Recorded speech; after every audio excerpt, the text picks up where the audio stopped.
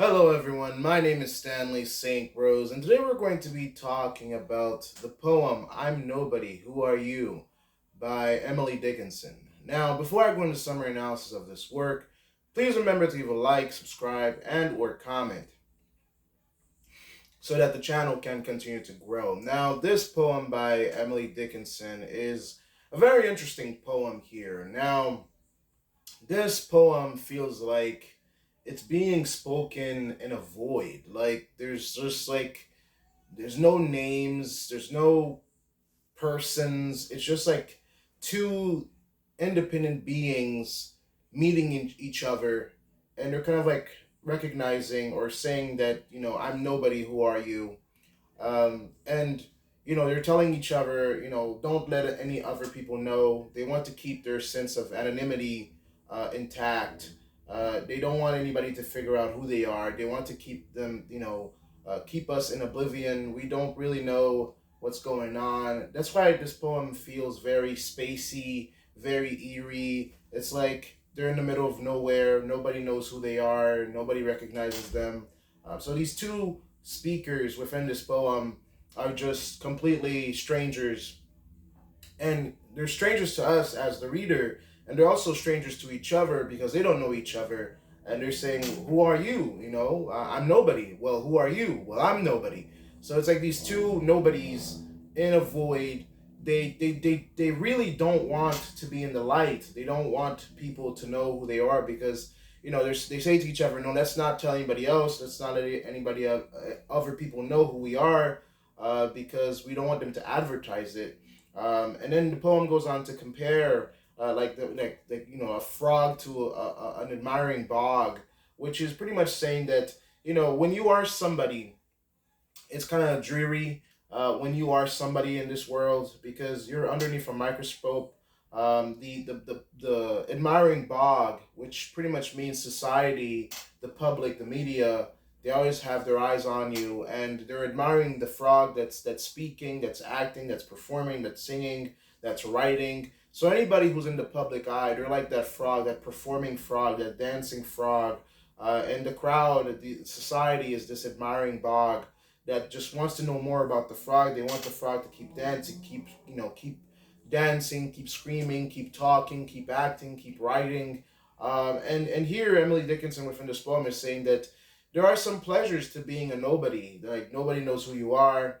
And in terms of deeper meaning here, a lot of celebrities, a lot of famous people, a lot of writers, a lot of people who are royalty, public figures. A lot of times they've talked about how sometimes it would be nice not to be known, not to be in the public eye, not to be underneath the microscope. Because when you're underneath the microscope, everything that you do, everything that you say, everything that you carry out, it's being interpreted. You have to be politically correct all the time. You don't want to offend anybody. You don't want to speak out your mind. You don't want to speak out your true beliefs. People in the public eye, they have to keep face. Make sure that people love them. Make sure that the media is not against them. Make sure that they're not any type of horrible thing to the media. There's a search here for privacy. When you're nobody, you have privacy. Nobody cares about you. I mean, I know that kind of sounds sad, but in this poem, one of the true meanings of this poem is that there's a type of peace and a type of calmness and a type of privacy that exists in being a nobody. Nobody cares about you. You can go to a local Walmart and shop without being harassed by people, without being chased, without being asked for autographs. If you're a basketball player, celebrity, any type of fame, wherever you go, and if you're recognizable, people are gonna swarm you and want to know. If you're at the supermarket buying milk, they want to know what kind of milk you're buying.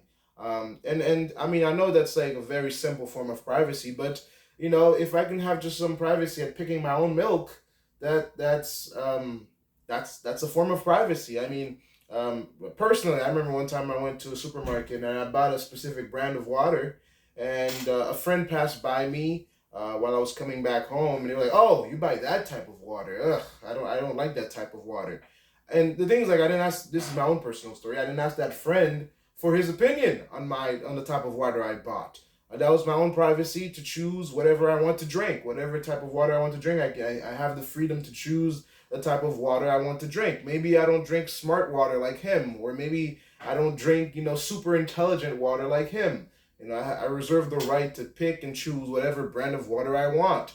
If you're a type of individual that wants tap, you drink tap. If you like bottled water, you drink bottled water. If you like mini bottled water, drink mini bottled water. If you like gallon water, drink gallon water. If you like filtered water, drink filtered type of water. I mean, there's so many types of different choices in this world nowadays. Even water can be a controversial and debatable issue. So when you put it in the terms of this poem, in terms of two nobodies talking about privacy and talking about individuality and talking about anonymity, there can be some peace to it of people not leaving you alone to do whatever you want in your own personal freedoms. And when you're a celebrity, when you're famous, when you're rich, you're absolutely that type of freedom, that type of peace is just stripped from you your whole life. I mean, think about celebrities. Their romantic lives, their personal lives, their whenever they mess up, whenever they say something bad, whenever they say something good, whenever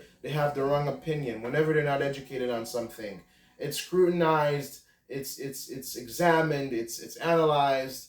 It's society expects them to be perfect, and well, a lot of times society wants them to mess up because when they mess up, it draws up attention, it drums up money, publicity, it drums up good things for the media. The media loves when celebrities get into trouble, when celebrities do the wrong things, when celebrities get arrested, or because it drums up attention, it drums up clicks, it drums up newspaper sales, it drums up good things for the media. The media gets to profit off of the suffering of celebrities.